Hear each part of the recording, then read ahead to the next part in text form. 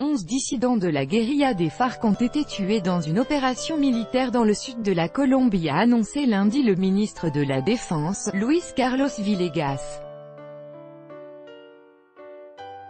Au cours de cette opération qui a eu lieu dimanche soir, 2 autres personnes ont été blessées, dont un mineur recruté de force récemment, a-t-il déclaré à des médias locaux.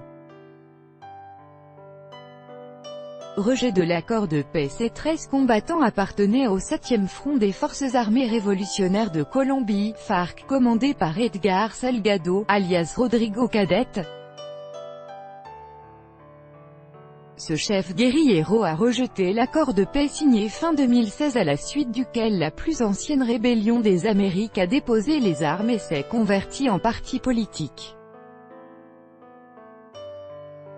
Les rebelles de ce front sont accusés d'avoir été impliqués dans la mort de dizaines de militaires et de civils, ainsi que dans l'enlèvement et la disparition de membres des forces de l'ordre avant le désarmement des FARC. Rodrigo Cadet est aussi soupçonné d'être impliqué dans le trafic de cocaïne et de coltan, minerai utilisé en technologie, vers le Venezuela et le Brésil.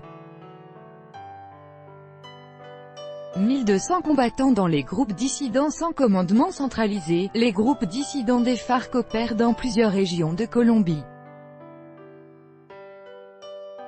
Selon l'armée, et il compterait environ 1200 combattants, les autorités ont amplifié les opérations militaires envers ces dissidents après que le front Oliver Sinisterra, commandé par Walter Artizala alias Guacho, a enlevé le 26 mars, puis assassiné une équipe de presse équatorienne.